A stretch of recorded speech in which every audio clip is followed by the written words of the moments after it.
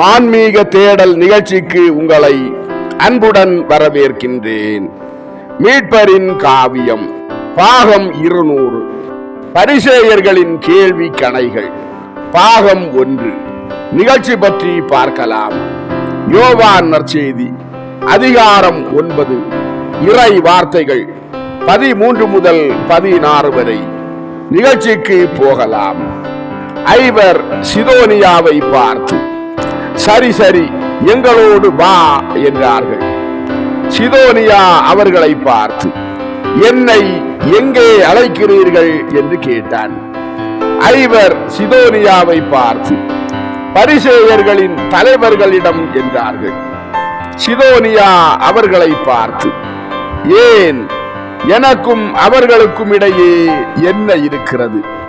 ஒருவேளை அவர்கள் என்னை குணப்படுத்தி நான் அவர்களுக்கு நன்றி கூற வேண்டி இருக்கிறதா?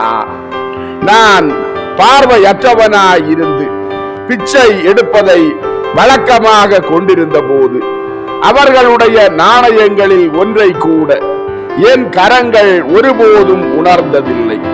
அவர்களுடைய இரக்கமுள்ள ஒரு வார்த்தையை கூட என் காதுகள் ஒருபோதும் கேட்டதில்லை. என் இருதயம் ஒருபோதும் அவர்களுடைய அன்பை உணர்ந்ததில்லை.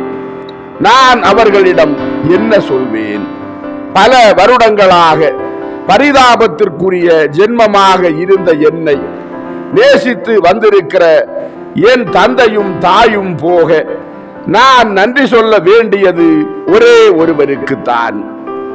என் பெற்றோர் தங்கள் இருதயங்களை கொண்டு என்னை நேசித்தது போல என்னை குணப்படுத்தியவரும் தம் இருதயத்தை கொண்டு என்னை நேசித்தவருமான இயேசுதான். பரிசேயர்களிடம் நான் வரமாட்டேன். என் தாயோடும் என் தந்தையோடும் நான் தங்கியிருந்து அவர்களுடைய முகங்களை கண்டு மகிழ்கிறேன்.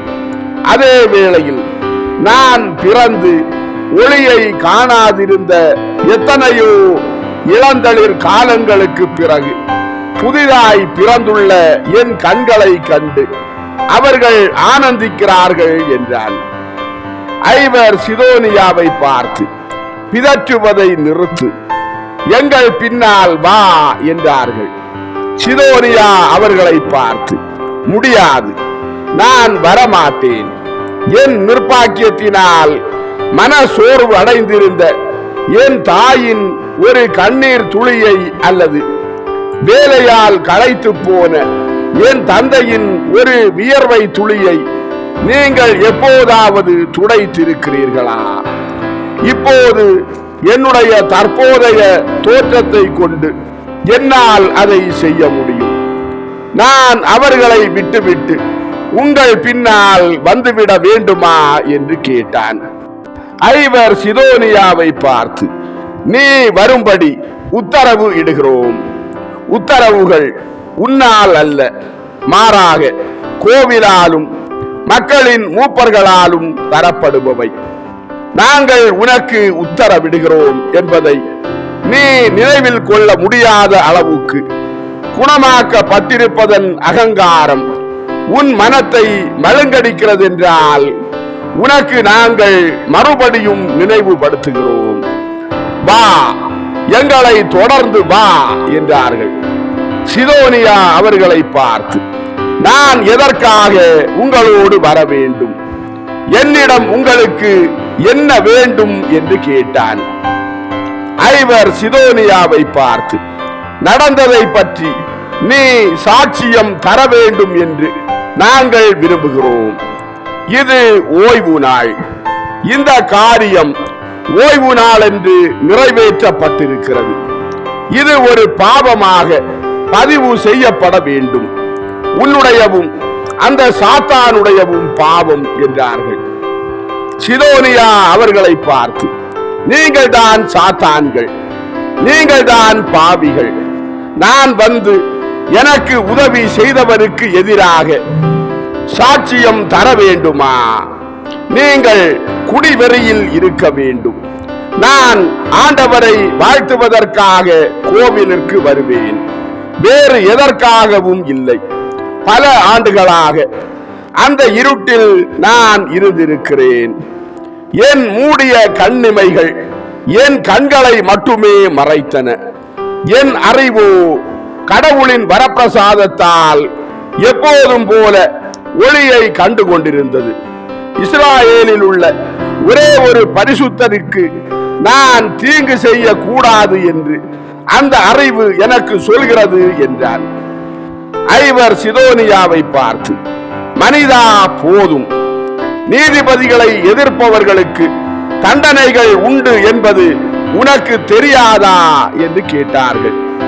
சிதோனியா அவர்களை பார்த்து, எனக்கு எதுவும் தெரியாது, நான் இங்கே இருக்கிறேன், இங்கே தங்கி இருக்கிறேன். நீங்கள் என்னை காயப்படுத்தாமல் இருந்தால் நல்லது.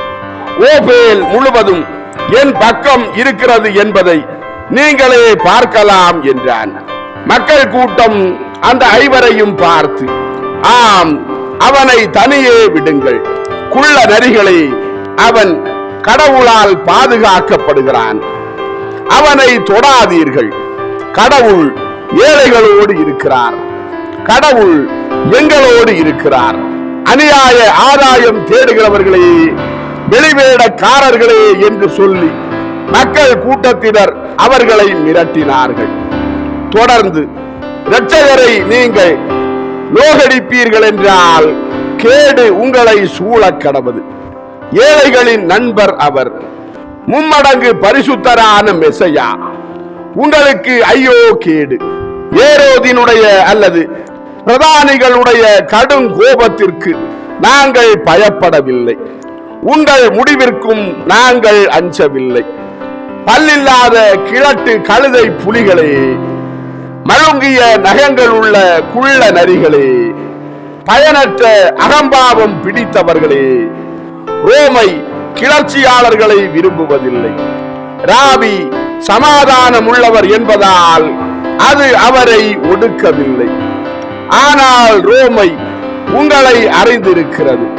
போய்விடுங்கள், இன்பத்திற்கான உங்கள் பசியை திருப்தி செய்வதற்காகவும் அவமானமுள்ள பேரங்களை முடிப்பதற்காகவும் சம்பாத்தியத்திற்கு மீறிய தசம பாகங்களை கொண்டு யாரை வதைத்து ஒடுக்கிறீர்களோ அவர்களது வசிப்பிடங்களில் இருந்து வெளியே போங்கள். நீங்கள் யாசோனின் சந்ததியாய் இருக்கிறீர்கள், நீங்கள் சீமோனின் சந்ததியார். உண்மையான இளையசார்களையும் பரிசுத்தமுள்ள ஓனியாஸ்களையும் வரைக்கிறவர்களே, போய்விடுங்கள். மக்களின் கிளர்ச்சி வர வர அதிக கடுமையானது.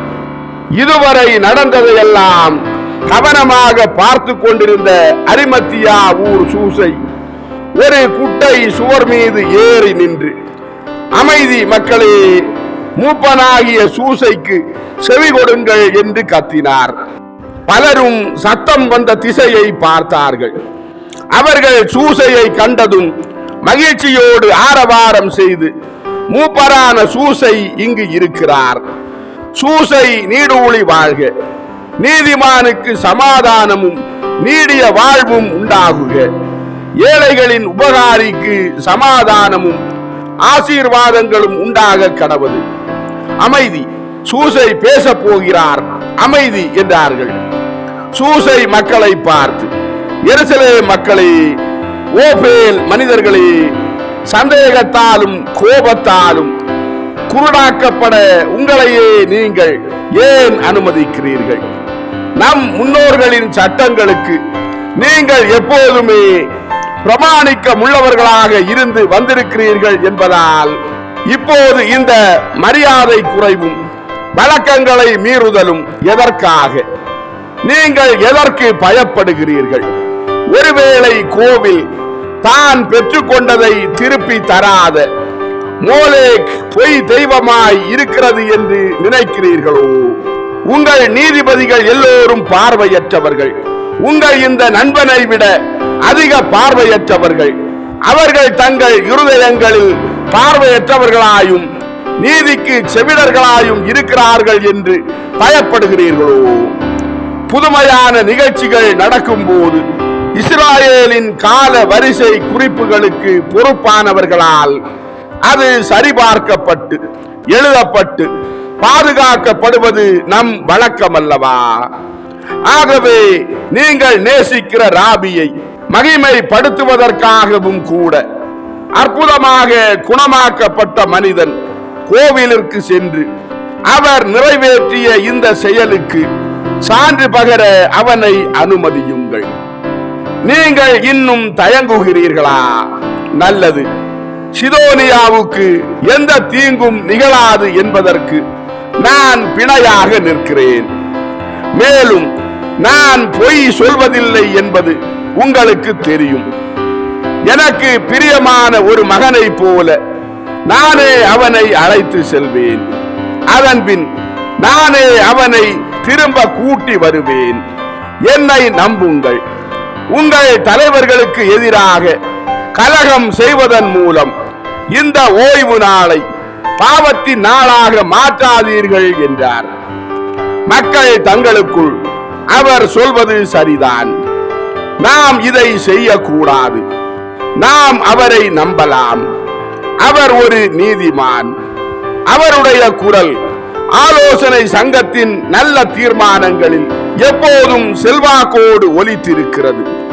இவ்வாறாக மக்கள் ஒருவரோடு ஒருவர் கலந்து ஆலோசித்து அதன்பின் முடிவாக, சரி, நாங்கள் எங்கள் நண்பனை உம்மிடம் ஒப்படைப்போம் என்று சொல்லி சிதோனியாவிடம் பேசி, வா, பயப்படாதே, அரிமத்தியா சூசையோடு இருக்கும் போது உன் தந்தையோடு இருப்பது போல, ஏன் அதைவிட கூடுதலாகவும் நீ பாதுகாப்பாக இருப்பாய் என்று சொல்லி அவனை ஒப்படைத்து அவர்களும் பின்னால் சென்றார்கள்.